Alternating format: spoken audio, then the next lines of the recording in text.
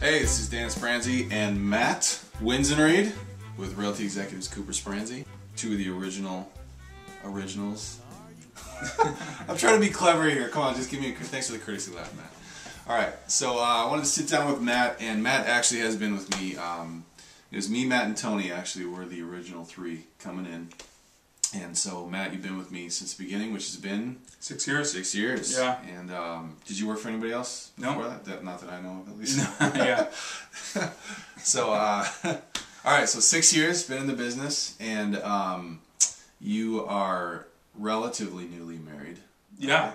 Yeah, we got married just a year ago. Actually, we just celebrated our anniversary on Monday. So congratulations. Yeah, thank you. Also, like almost exactly a year ago. Yeah, like 2 days ago. Yeah, a year and 2 days. Yeah. Cool at the wedding. Yeah, that's awesome. And you're from Madison originally, right? Yeah, born and raised. Yeah, and I snuck away. Went to Minnesota, University of Minnesota, in the Twin Cities for school, and then came back shortly after graduating. Yeah. Okay, cool. And what did you do before real estate? Before selling, I was actually leasing apartments, not too far from here in off Maple Grove Drive. Okay. And so I did that for a year and a half, so helping people find apartments, really, but specifically in our development. Yeah. So it was real estate, but just not selling. You know, helping buyers and sellers. Did that help you at all when you first got into the business? Were you able to help any of those people buy homes, or did that? Or were there skills that spilled over? Yeah, there's definitely skills that spilled over. I mean, it was a lot. It's, you know, just the personal skills of being able to read people and help them and listen to them. So that was key, and just being comfortable in front of people. Yeah. I don't remember working with any of the renters. Sure. Right off the bat. I think I've sold one or two people since then, but. Okay. Not right away. I was kind of sensitive to not kind of bombard the development with, you know, leave the rental property and buy something. So, right. Yeah, that makes sense. Did you jump in full time? You know, I didn't. I was part time for the first probably 6 months. Okay. And that's I started a different business, and so I was doing that in the mornings, and then from about noon on to the rest of the afternoon, the rest of the evening I would focus on real estate. So, yeah, so I started off part-time, but I was able to start getting some deals put together right away and realized that, hey, this is going to work out for me. I seem to have a natural knack for what we're doing and really enjoy it. I kind of felt like I was in my sweet spot. And this other thing I was doing was okay, but wasn't me, like really being totally who I am and being in my sweet spot. So I found somebody to kind of take over a lot of the responsibilities of the other business, and then went full-time selling. Okay. All right. So this has been your main focus pretty much for the last 5.5 years. Yeah. Ish. Yep. Yeah. Okay, sweet. Let's go over your numbers real quick. If we look back at the 6 years you've been in real estate, I actually have those numbers, Matt. So let's... Pretty convenient. Yeah. What do you know? Come prepared sometimes. All right. So when you started out your first year in 2000, and your first full year was 2007. Because you came in right at the end of 2006. Right. Right? So first full year of 2007, you sold 14 houses. Right. And duplicated that in 2008. You sold another 14 units. 2009, you went to 16. 2010, you did 19 units. And then you went to 17. And then this year, so far you're at 30. You'll probably wind up around 35. Yeah. Right. All right. So you exploded this year.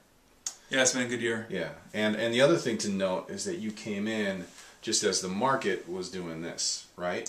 Right, which I didn't really realize. Yeah. But yeah. I mean, I don't know if a lot of people. Well, I started the company and it was going. Yeah, so, right. Well, it's a good time to get in. Yeah, right. Well, hey, we didn't know any better. Yeah, exactly. And we did well despite that. Yeah. So we could conclude this is a reasonably true statement to say that if we decided to start the company now, and you came into real estate now, you'd probably have done a lot better, a lot faster, but these are still really good numbers for coming into the business brand new, in my opinion. Yeah, well, I mean, the thing is, coming in when we did, it taught us just to really work hard and not waste any time, you know. It was like, all right, we gotta make some decisions and follow through with them and track our numbers and see what's working, what's not working. Versus times like this, where it's just where things are getting better, not to a point where I heard it used to be like you're just answering phone calls and and you know, Right showing offers. right in offers. But you know, we were able to just be focused and work, and the whole mentality I took during that time was pretend like this is normal, you know. And I think a lot of guys in office were, whereas like we didn't really get to benefit in the heyday that a lot of the other realtors were talking about. So we're just like, hey, we're going to make now, you know, every year the best year ever, regardless on what happened the year before. And so it taught us to work hard, and just I think with that too, we started really focusing on like sending out newsletters to my sphere of influence. I was doing that since the beginning, and still currently do that. So a lot of things that we kind of stumbled upon and kind of realized that we should be doing. We started doing that now. I could see myself getting into business now and being busy and not putting in place some of these things that I want to be doing long term. So like doing newsletters or client appreciation parties or brewer games or movies and you know, different things like that. Because you'd be too busy selling. I'd be too busy selling, and I wouldn't have that already implemented. So I think the fact that we went through that helped me instill some things that it's going to continue for the long haul, build my business, not just for however, you know, flash and pan this you know, hot streak might be as far as how the market's turning. Right. Okay, cool. If we look at the beginning first, that first year you had 14 sales, and where did those come from? Like, do you remember roughly how many of those were, what source, you know? Yeah, well, we were doing a lot of online stuff at the time, and so my first deal came through our online advertising. But from there, actually my first 2 deals came from that. But after that, word just started getting around, you know, and a lot of my friends and the friends that they were friends with were starting to buy homes. And so word would get around, and not a lot of realtors were really focusing on the demographic that I was kind of a part of, just the mid to late 20s. So just my sphere of influence, and then that kind of steamrolled or snowballed. In the sense of those people would tell their friends and their coworkers, so I'd get phone calls saying, hey, so-and-so said they worked with you and we're looking to sell or we're looking to buy, and told us I should work with you. So those still are the best phone calls you can get. And then we're supplemented by the online advertising and marketing stuff that we were doing at the time as well.